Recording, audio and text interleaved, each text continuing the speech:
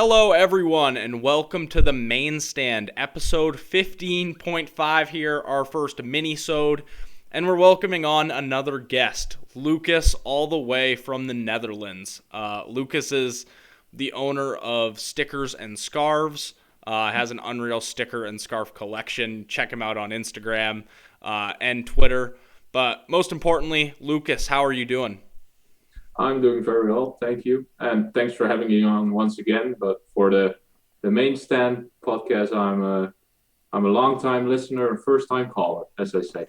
So We love it. We've been connected for a while now, through Instagram, through my scarf page that we changed to the Main Stand Instagram, actually, and then, through Twitter as well. So it's always good connecting and, big West Ham fan. So it's what a time to be alive for you, huh?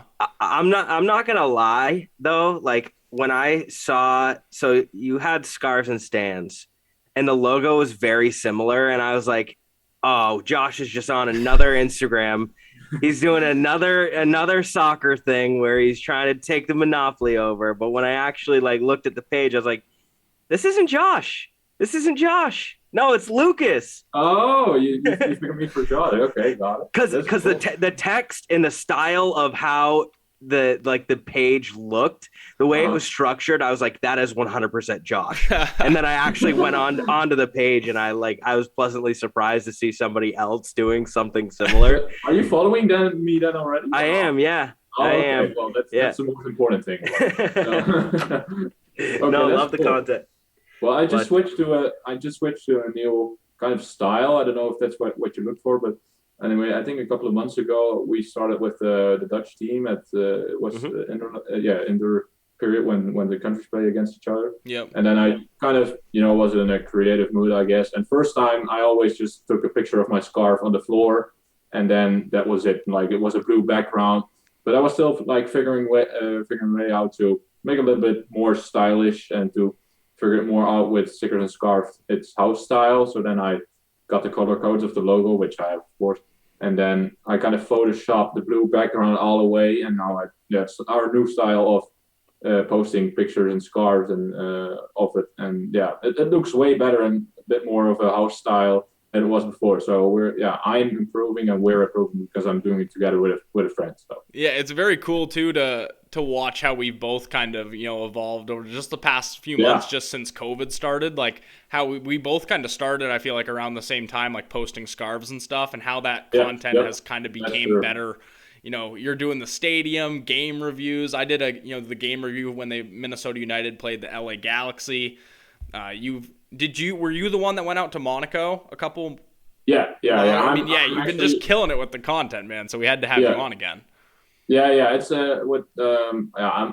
I'm doing it together with a friend, but I'm just it's my account is on my phone. He's just sort of an advisor, as I say. It's for like maybe you can do this or maybe you can do this, but I'm doing everything else. He's just helping a little bit and saying some advices when I want it. But Yeah. it's great.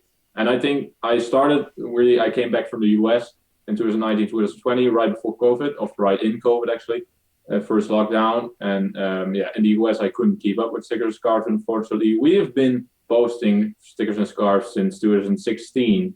But then in the COVID period, I was bored like everyone else. Then I figured, okay, let's build it and make it sort of a brand. So that's when it really started to take off. And we're 10 followers away from 800. So we're Very still cool. working. We love that. that is So awesome. we'll dig right into it right here. So you're wearing the West Ham top. Well, Yep. why'd you have to beat us the other week, Lucas? That Yeah. was a cracking game, though. I went into that thinking West Ham, it was going to be a challenging game, especially at the London Stadium.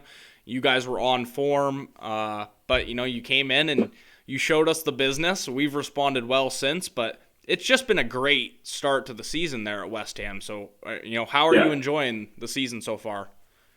Well, I'm enjoying it really well. I think the turning point of West Ham actually, fighting for Europe and becoming one of the bigger clubs in England was against Chelsea last year and right in lockdown because we won from Chelsea and ever since with the last minute goal from Yarmolenko, and ever since it's been going really well. And most people don't really like to admit it, me too, but I think the London Stadium really is becoming and starting to feel like home, which is good. And also, which I already mentioned in the game against Liverpool, is that the fans are really into it again, and they really started shouting and supporting like it was back at Upton Park. And it just took some time to make the London Stadium feel at home, but the more time goes over it, the more it really feels like home, and then the results get better too. So it's finally starting to get back up to horse again. Yeah, it's been a slow grind for you guys too. It's like you've built this like group of players that it's pretty young, and you have some experience mixed in there, people with rejuvenated careers. It's been fun to watch, and it's been like a slow process to the point where I don't even think now like these big results over Liverpool and big teams like that are like even that surprising anymore, because I think we're starting to realize that West Ham is just like a proper good team with just a solid starting 11. Yeah, we are a proper good team, that's for sure, but there's still a lot of work to do. I think it's important to stay, to still see the things which can be improved, because we are massive, as some supporters say. That's true, but it's still important to look at things which can be improved. And some games against Southampton and against Crystal Palace, the loss against Manchester United, we're just pretty much unnecessary. And that's the things where we miss out to really fight for top four and Champions League. Like, we're still in top four place now, but you can't lose much games anymore to lose that spot. So, and we already lost a couple of games. So that's where where it still needs to be improved. But that game against United that you just mentioned, it wasn't a game that United should have won. It's a game that West Ham controlled. They deserved to win that game. It's actually one of the matches outside of a Liverpool fixture that I wanted to sit down and watch. And the gap from 2 years ago, 3 years ago, that West Ham, those mistakes have condensed so much. They are harder to find for sure. And you have players like Antonio going out and doing what he has done all year, and he's done it outside of the side. He's gone to the Jamaica side, and he buried the US too. So it's like you're getting these players that are starting to mesh really, really well together, and they're being critical of themselves too, and it's really fun to watch. Yeah, it's definitely fun to watch, but it's still like for example, the game against Manchester United. What you said, it's we just kind of forget we're playing Manchester United, and that's the thing, because you're still playing Manchester United, and that it's always been difficult against them. And we made it difficult, and we should have won. But then you forget that you're still, if something goes wrong, you immediately get a goal against you. So it's important to stay clinical and to keep your mind set in the right way to stay focused. No, for sure. And it's just like the Premier League this season's so close. It's that 1 second where you switch off, where you do get that goal scored against you. I mean, it happens to Liverpool, though. It happens to all of us, because that's what happens when you're playing in a league where there's 8, 9, 10 really solid teams with no easy games on your schedule. I mean, Arsenal let up for 15 minutes and they let in 4, Yeah. So how much do you, this wasn't on like the question sheet or talking points we had, but how much do you contribute West Ham's success to David Moyes in the past couple years he's had? He has this way of with players. He has this way of talking to players and his way of training with it. But I think mostly it's just important to the players who you're taking in. And it's really important to look at players like Koufal, Souček, all those players who came in the beginning of the season and beginning of last season, who really have a fighting spirit and who fit to the West Ham mindset, and to the Hammer mindset, as they say. So that's really important for me personally. I think when you're going out and looking for new players, which needs to be done this winter transfer window, it's important to see, okay, do they fit to a mentality in the team right now? And after that, we'll look, okay, how good is he actually, and how is it possible to get him to scoring goals? It's first, the priority for me when looking at players and coaches too, is to get, okay, are they within the mindset, and are they doing it well? with the team, and will they fit in the team and the mentality. So that's important, and I think David Moyes has been forcing that within the team. So that's good. Yeah, it's good to see him do well too. Even an ex-Everton, Manchester United manager. It's just always good to see. It looks like he's at home with West Ham, and it's it's definitely heartwarming just to see a guy that fits in so well with the club, the fans, and the players. It's been a joy to watch. Switching more to the player side. You have a long list of really talented players. Is there anyone that really sticks out as like the one that's made the most difference, you feel like, in the past year? Yeah, that's difficult to say. I mean, there are some players that have really grown, and yeah, Rice is the biggest one who just played in the Europa League final, or in the Euro final. Yeah, hopefully to a Europa League final, but we'll see about that. But I think Rice has been improving himself too. But it's good to develop together and to step forward together. It's not about just one player in the team; it's about the whole West Ham team, and that's the most important thing. And I think they all step forward really, really well, and all grew a lot with each other. So I think it's right to go in that same way and to grow even more to become a better team and stay focused with other players too. So that'll be great. Yeah, it's such a strong midfield you guys have. Are you at all worried about Declan Rice and his future at the? I know that's kind of it's one of those things where you are at a big club, and you could argue West Ham's a bigger club right now than some other big ones. Are you worried at all about him leaving, possibly? Yeah, I've been thinking about it. Let's put it that way. You think, will he leave, or is he satisfied as of right now? I think as of right now he is satisfied, and I also think he won't be doing himself a pleasure if he leaves. So he really is a big man at West Ham now. He's the captain after Noble, so he is the new Noble. Let's put it that way. And if he leaves, I don't think a lot of West Ham fans are not going to like it. If he leaves, I will be depending on for who he leaves. But it's important for him to know that he's in the right place, and he will always be respected if he stays. So if I were him, I wouldn't be thinking about leaving, even though I have the quality to play for the biggest team in Europe as of right now, who he wants to play for. But if I was him, I think it would be great. Just stay where you are. You're respected where you are now. You're the captain. Nothing can go wrong.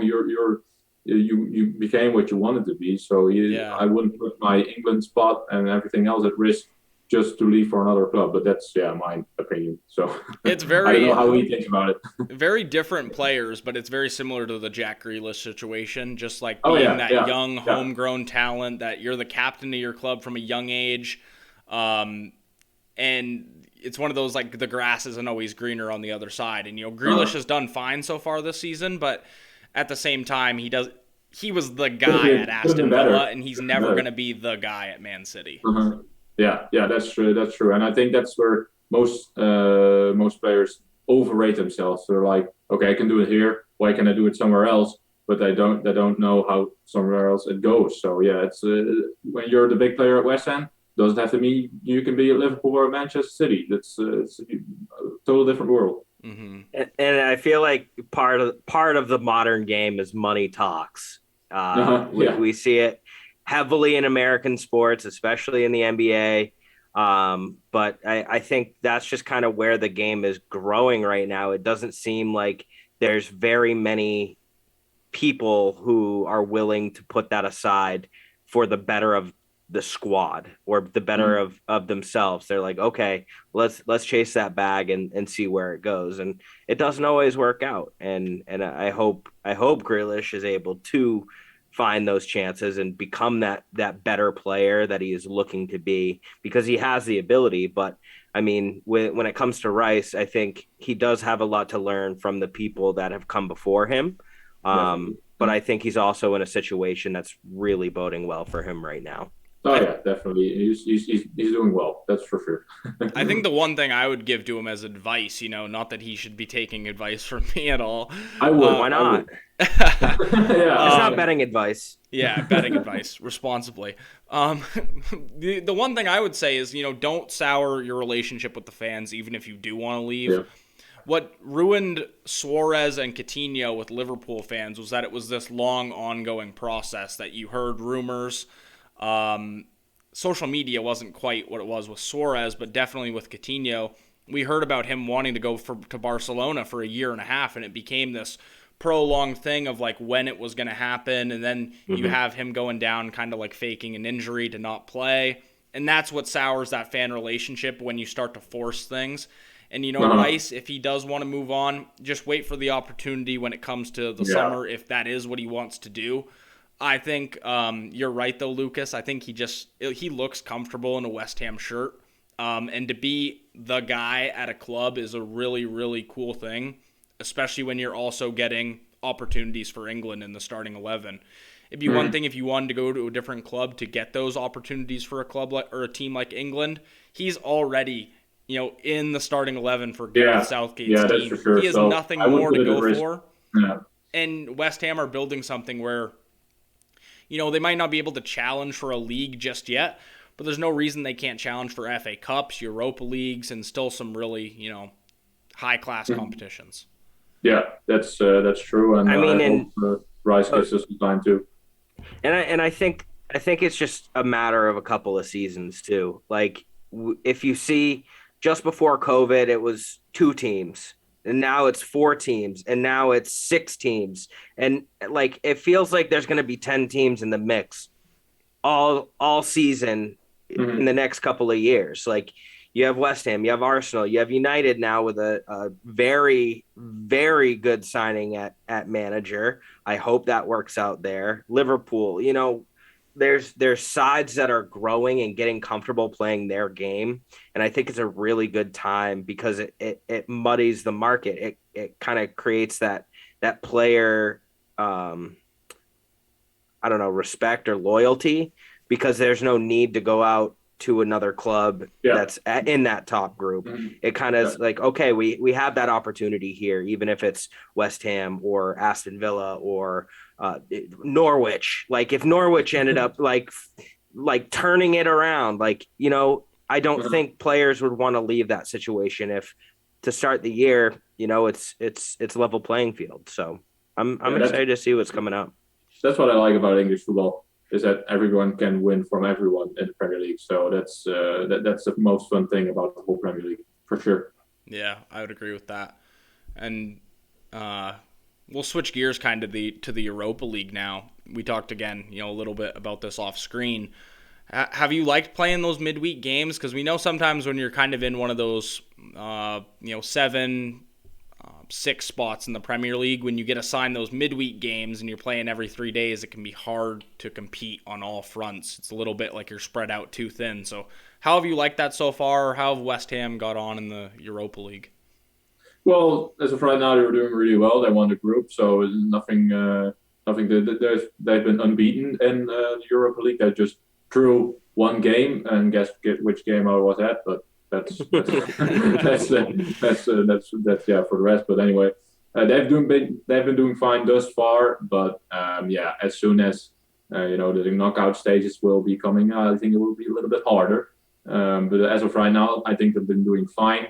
For the fans, it's something else because it's also like here in middle of Europe, it's 7:15, so it's a bit of a weird time sometimes. Sometimes they're at 9:00 in the evening, and then they gotta fly back that same evening, and Sunday play against Manchester City like yesterday and before. So it can be a tough schedule. As of right now, they're doing fine, but I advise, and I think a lot of West Ham fans will do so too, to get some more players in this winter to just, if someone gets injured like Agbana or like someone else, hopefully not, but like Agbana, it's important to have more depth in the squad. Do you think having a manager like David Moyes, who's kind of been in that position, has bolstered your confidence in the side with those midweek games?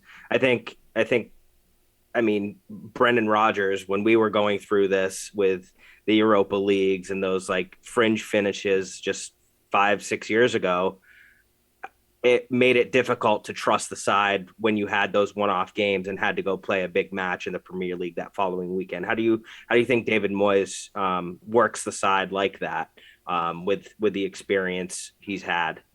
Well, I think he just stays calm, and I think that's really really cool to see in the Europa League games. They just, when they play, for example, when they play away game, they're like, okay, if they just keep calm. They're not like, oh, we have to win.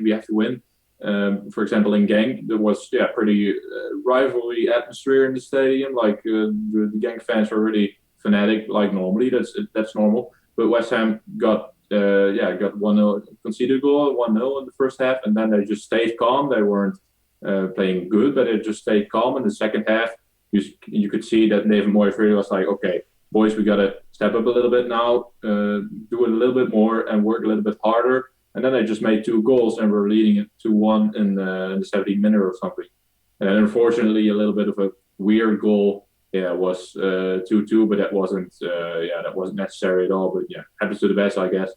But I think he handles it in a really cool way, in a really calm way, because there's no need to rush or to overthink it, because it's an important game, but you have to see the most importance out of it, and also just stay calm.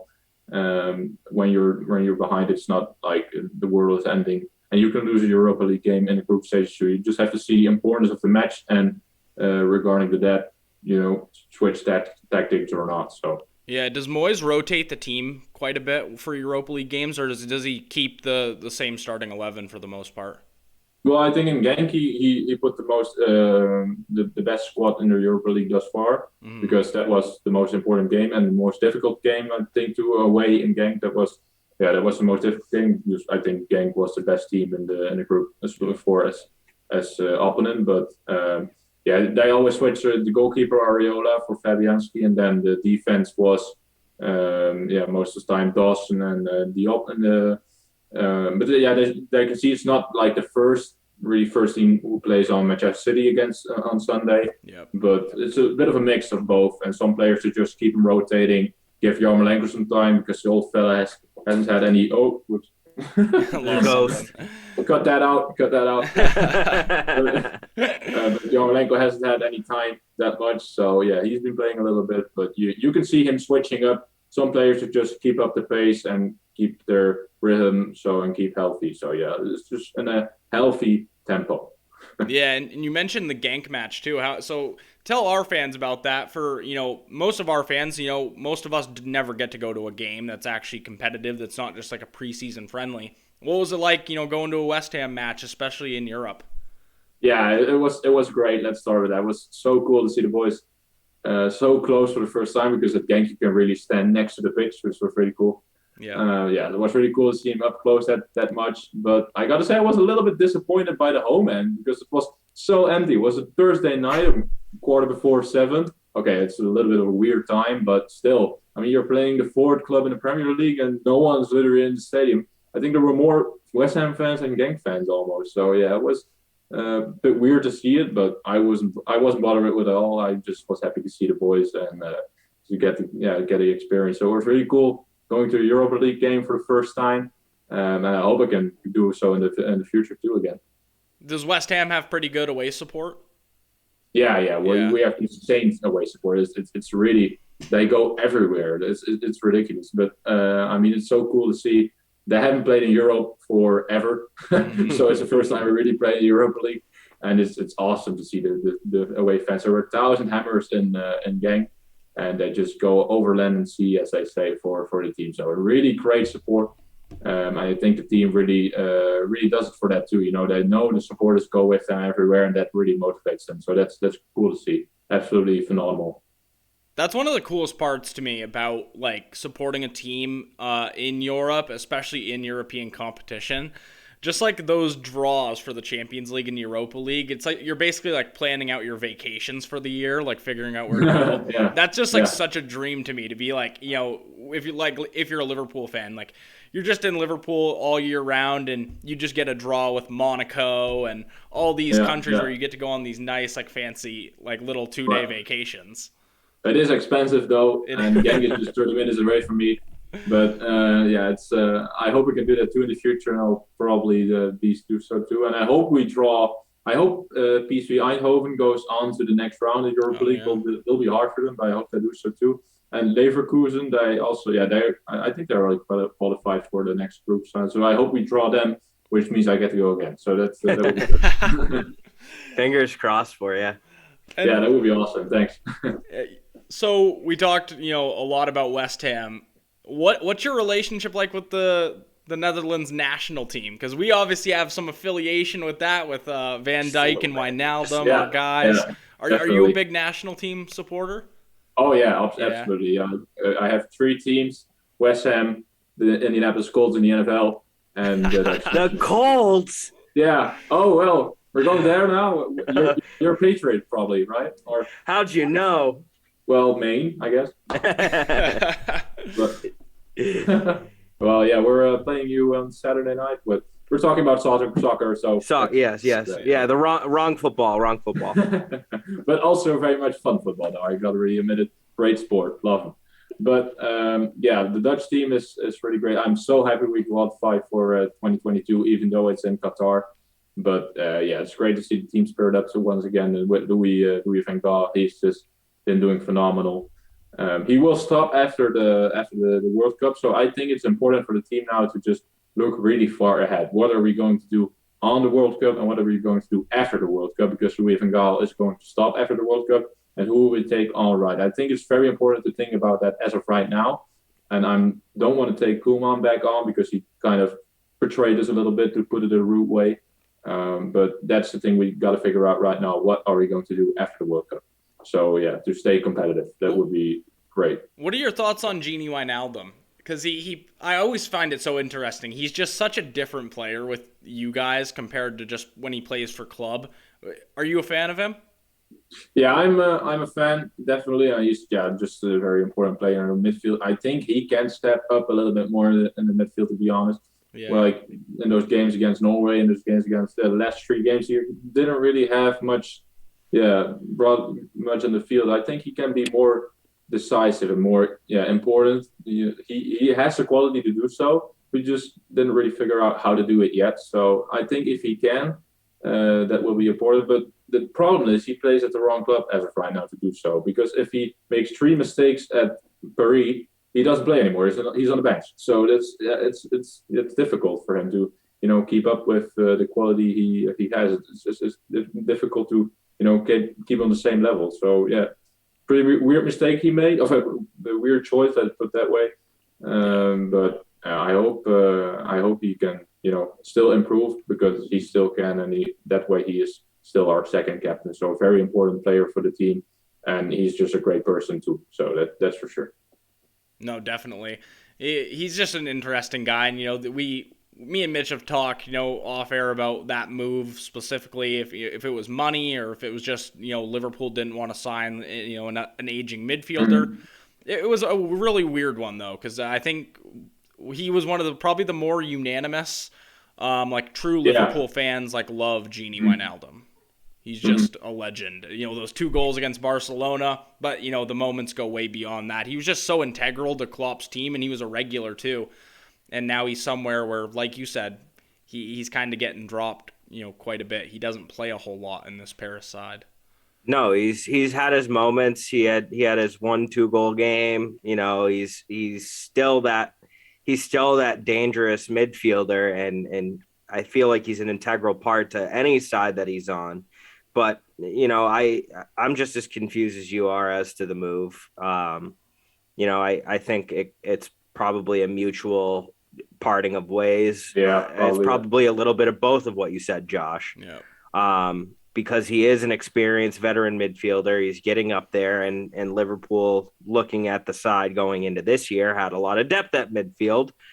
Clearly that was the injury bug for the year for us. But Gini's a player he honestly reminds me of like a midfield Cavani.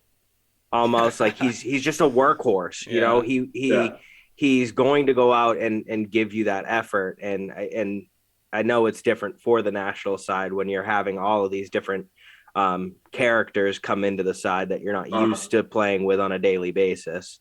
But I'm excited to see the Netherlands back in the World Cup.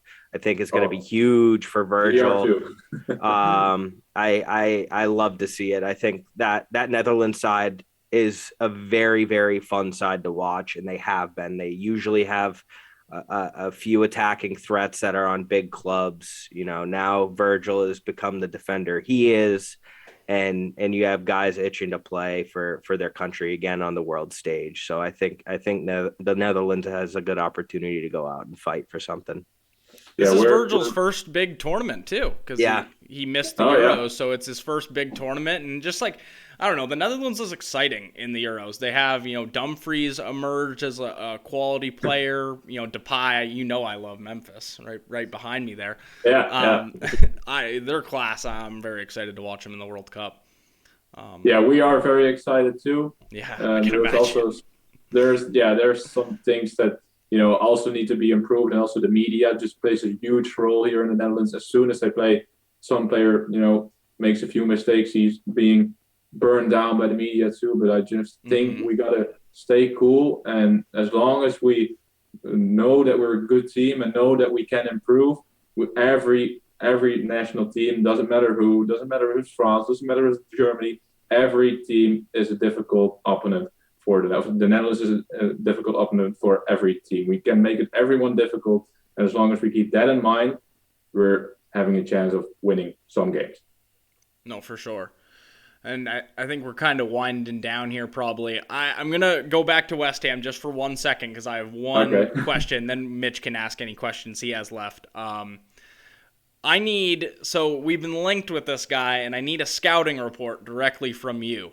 Jared Bowen. Would he fit in at Liverpool? No, go away. We don't want to. No. I think that answers it, Josh. He's the perfect fit.